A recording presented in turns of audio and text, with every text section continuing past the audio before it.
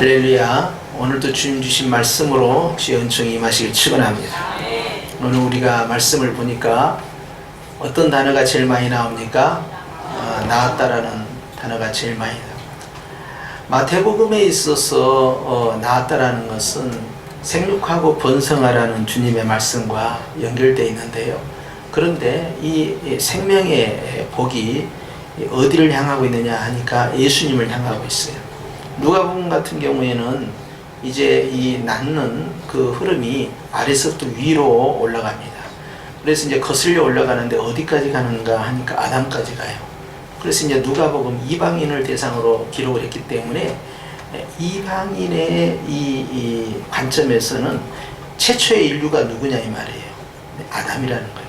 그럼 아담 위에는 누구냐? 하나님이라는 거예요. 이런 구도를 분명하게 설정을 합니다. 그런데 이제 마태복음 유대인을 대상으로 해요. 유대인을 대상했을 때 유대인에게 있어서 이제 가장 중요시하는 자기 시조가 있어요. 조상이. 여러분도 다 시조가 있죠? 그런데 그 시조의 그 조상을 어디서 잡느냐? 노아로 잡지 않고 아담으로 잡지 않습니다. 누구를 잡을까요? 아브라함으로 잡아요.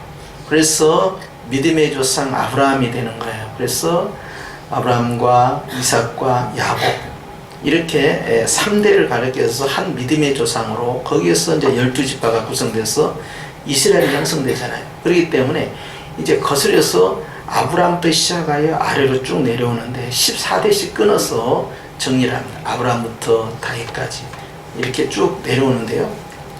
그 과정 가운데에서 사실 14대가 넘어요. 그런데 일부러 14대로 끊어갑니다. 그래서 그 중심에 이제 다윗이 존재해요. 그러니까 아브라함의 자손이면서 다윗의 자손이에요. 왜 다윗이 중요시 되냐면 다윗에게는 왕권이 있습니다. 뭐가 있어요? 왕권. 그렇기 때문에 왕권을 굉장히 중요시해요. 그리고 또 13대가 흘러가는데 이제 바벨론으로 포로로 끌려갔다라는 그런 부끄러운 역사까지 집어넣어서 14대를 세 번째 또 형성하고 마지막에 마침표를 누구로 찍느냐? 여기에 예수 그리스도로 딱 마침표를 찍습니다. 이렇게 됨으로써요, 유다 지파에 이 14대씩 끌려 내려왔던 그 가문이요, 이제 종결이 되는데요. 따라서 합시다. 완성되었다. 그러니까 유다 지파는 이제 실질적인 장자권에 있어서는 완전히 완성이 된 거예요. 그래서 족보의 이 완성이 유다 지파의 완성이면서 또 전체 이스라엘 지파의 완성으로 귀결되는 존재가 누구냐? 바로 예수님이라 하는 거예요. 근데 여기서 우리가 봐야 할 것이 누가 누구를 낳다 하면서 계속 오는데 여기에 나타나는 14대 조상들 보면 우리가 이분들을 압니까 모릅니까? 전혀 모릅니다.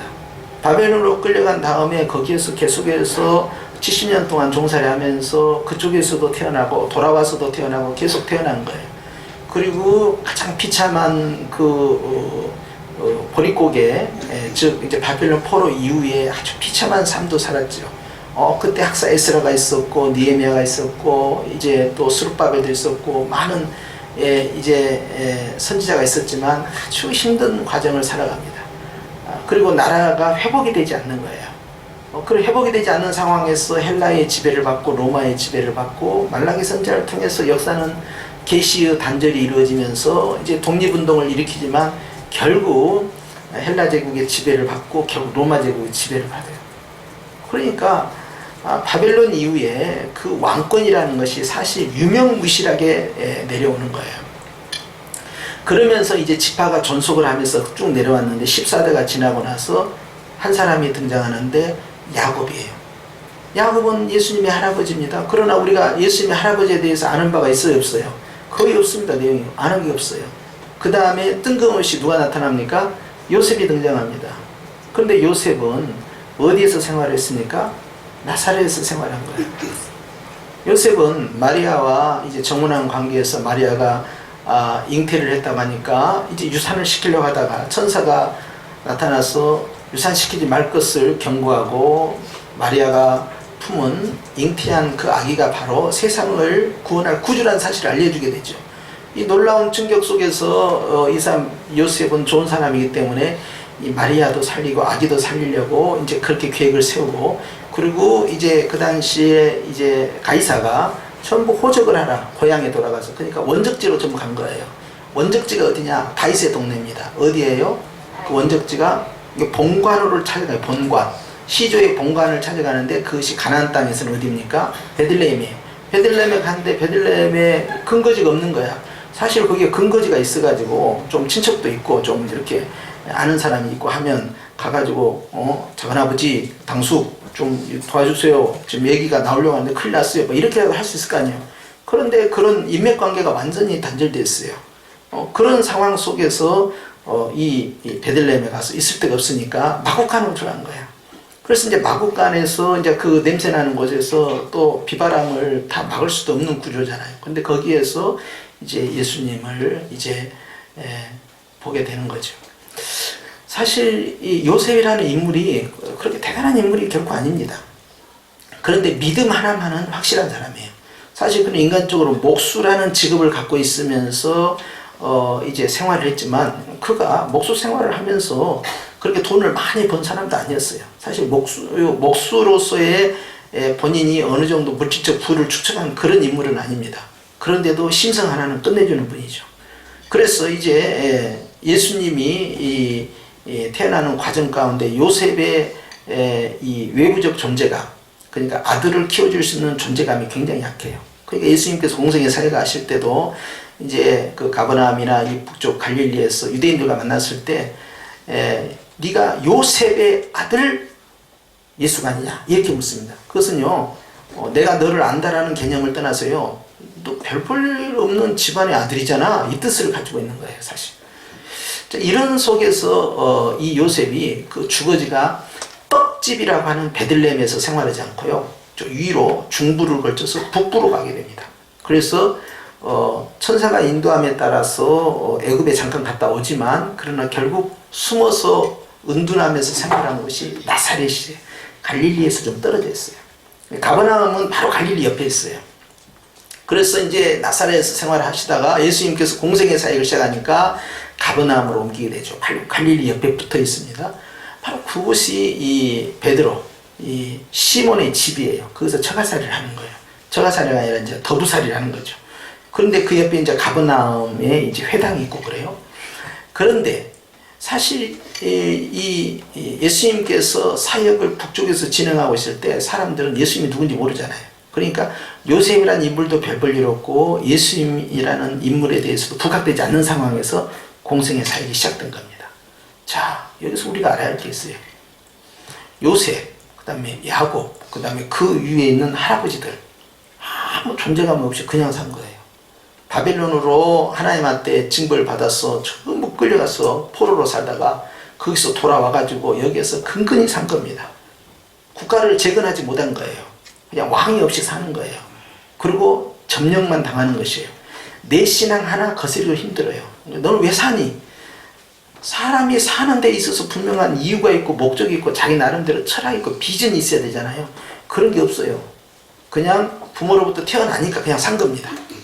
그리고 밥 먹으라니까 밥 먹는 거고 학교 가라니까 학교 간 것이고 졸업하라니까 졸업한 거고 때가 되니까 직장생활하고 사업하고 시집가고 장가가고 그러고 나서 애를 낳고 어떤 사람은 끝까지 나는 독신으로 가겠다 그런 사람도 요즘 있지만은 이제 각자 자기 나름대로 그냥 살다가 나이가 드니까 죽어요.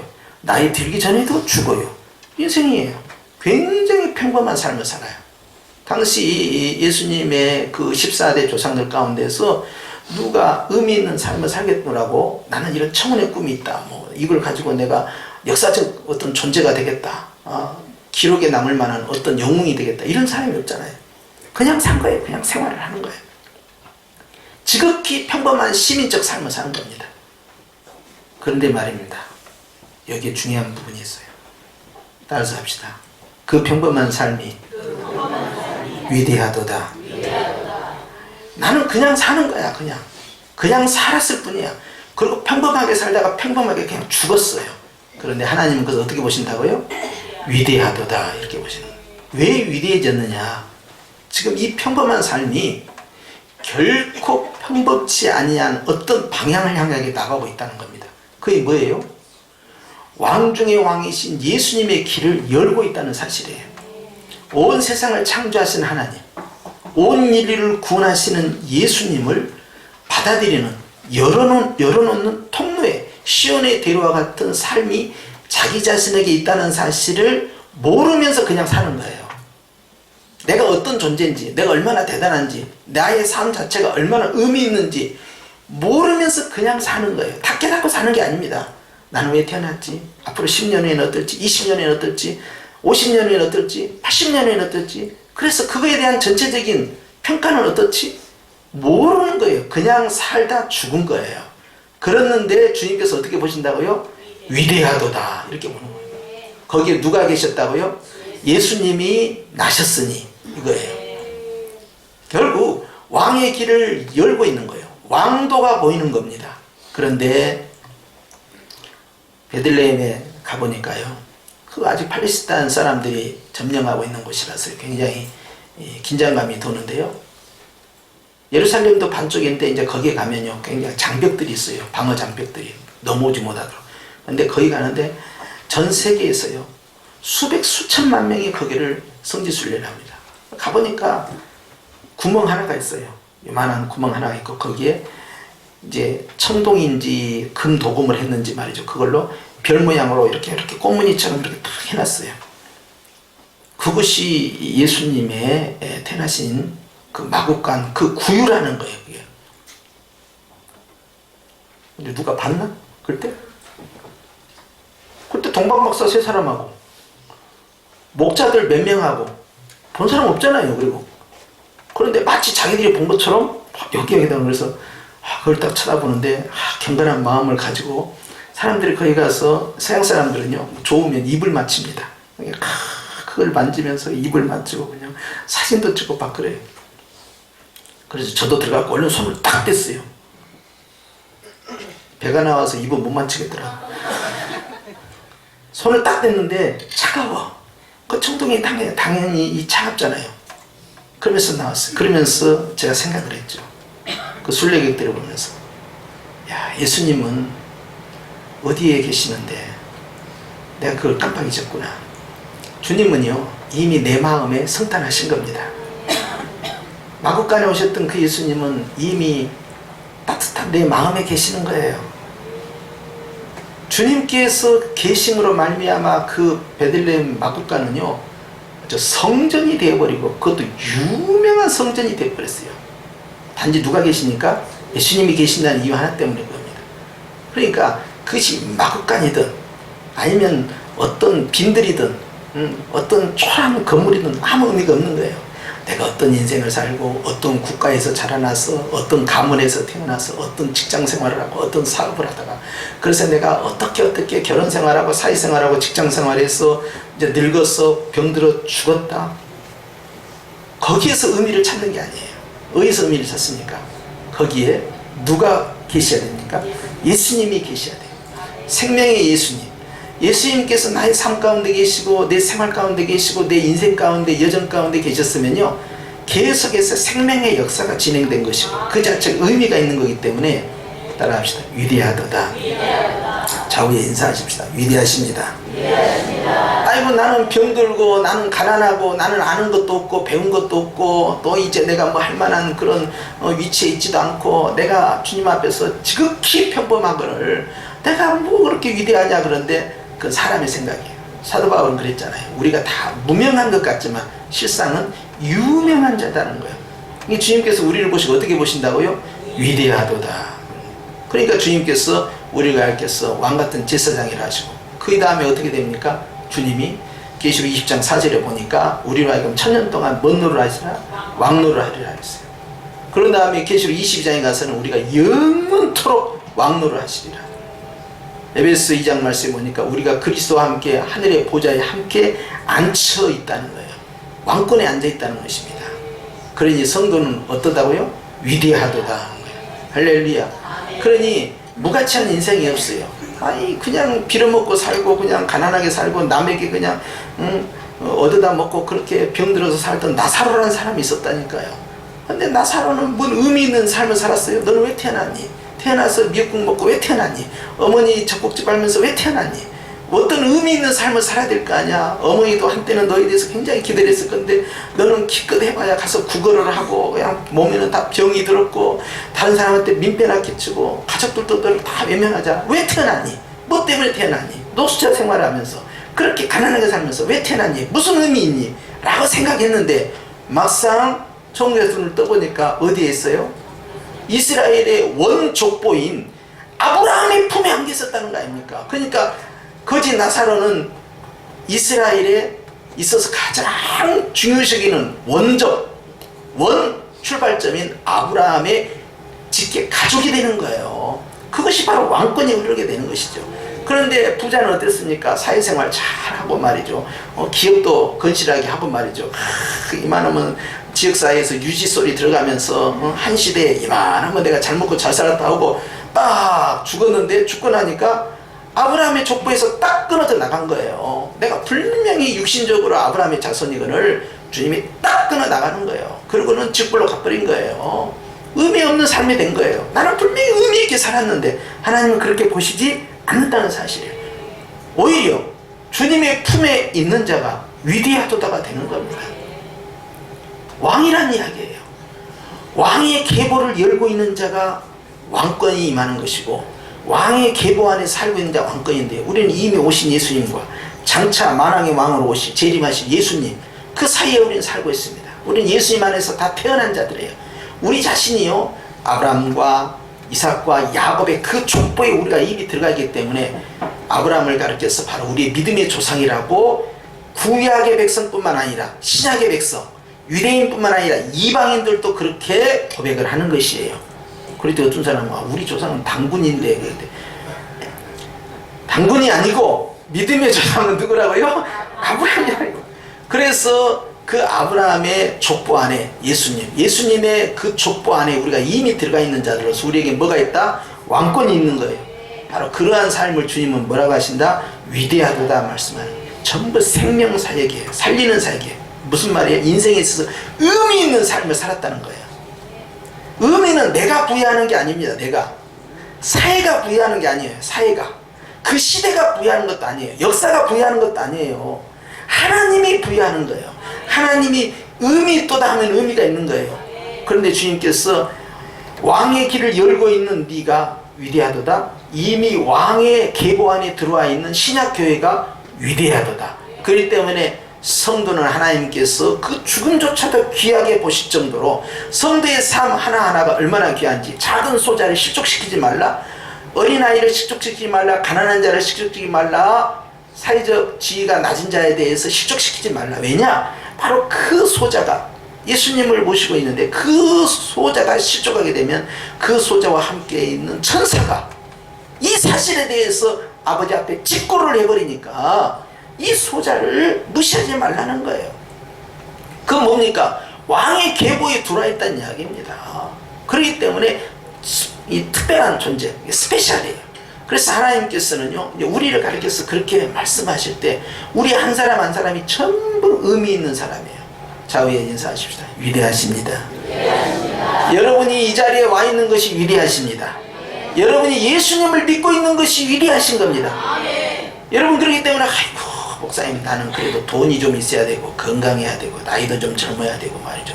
사회적으로 좀 신분도 좀 높아야 되고 아이고 나는 진짜 가난한 집에 살아서 그냥 지극히 평범하게 살다가 그냥 지극히 평범하게 늙어가고 있는데 내가 뭐가 위대합니까? 이게 내 생각이에요. 내 기준이에요. 역사 기준이에요. 시대적 기준이에요. 문화적 기준이에요. 아니에요. 하나님 기준이 있다는 거예요. 하나님은 위대하다. 14대 이 조상들이 없었으면 단절됐으면 끊어졌으면 어떻게 됩니까? 인류 구원이 어떻게 진행됩니까? 하나님의 창조의 경륜이 어떻게 완성이 됩니까? 안 되는 거예요. 그런데 지극히 평범한 자들을 통해서 주님께서 놀라운 일들을 진행하고 있으니 나만 보지 말고 주님을 봐야 돼요. 내 인생의 의미를 내가 정리하고 내가 결정짓고 내가 평가하는 것이 아닙니다. 나에 대한 평가는 장차 오실 예수님께서 내리신다고 그랬어요. 그렇기 때문에 주님의 평가를 보라는 거예요. 얼마나 위대한 존재냐 이 말이에요. 할렐루야. 그렇기 때문에 다른 사람과의 비교를 통해서 사회적인 비교를 통해서 시대적인 비교를 통해서 문화적 비교를 통해서 아닙니다. 주님은요 내가 단지 예수님을 믿고 있다는 이 사실 앞에서 내가 단지 주님 앞에 이렇게 예배드리고 이 지극히 평범한 어떻게든 평균치에도 못 들어가는 그런 낮은 단계에 있다 하더라도 또 한번 따라서 합시다. 위대하도다. 이번엔 자기 자신을 가르쳐서 너는 위대하도다. 뭐하도다? 참 주님은요 바로 왕권을 가진 자에게 하시는 위대하도다. 그렇기 때문에요 오늘 주님께서는 우리에게 말씀하셔요. 결국 예수님의 족반에서 그 조상들이 예수님을 향하여 귀결이 되고 예수님이 나타나신 것처럼 우리의 삶 가운데 주님에게 속해 있고 주님으로부터 거듭나서 새로운 인생을 살고 있는 성도들 향하여서 우리의 삶의 계속해서 예수님이 나타나고 우리의 입술의 고백에 예수님이 나타나고 우리의 인생에 있어서 예수님이 나타날 때 그것은 바로 왕권 그 자체다 이 말이에요. 그렇기 때문에 주님 앞에서 우리는 얼마나 큰 긍지와 자부심을 가지고 살아야 되냐네. 만약 그것이 마국간 같은 인생이고 마국간 같은 가문이고 마국간 같은 족보라 하더라도 그것은 육신의 족보요 영적인 족보에 있어서 우리는 위대하도다. 아멘. 할렐루야. 아멘. 그러니 우리가 서로가 서로에 대해서 내가 내 자신에 대해서 어떤 평가를 내려야겠느냐 그것은 딱 한마디요 위대하도다. 아멘. 누구 때문에? 예수님 때문에 그렇다는 거예요. 왜? 예수님이 위대하심으로 그분이 계신 그 인생이 그분이 계신 그 심령이 그분에 계신 그 삶이 위대하다 했으니 주님 앞에서 우리가 어떤 긍지와 자부심으로 살아가야 되냐 이것이 바로 생명의 사역이고 왕권의 사역이에요. 하나님 앞에서 우리가 이런 큰 복을 누렸다는 사실을 이번 성탄을 통하여 다시 한번 깊이 새김질하기를 주의 이름으로 축원합니다. 다 함께 기도하십시다.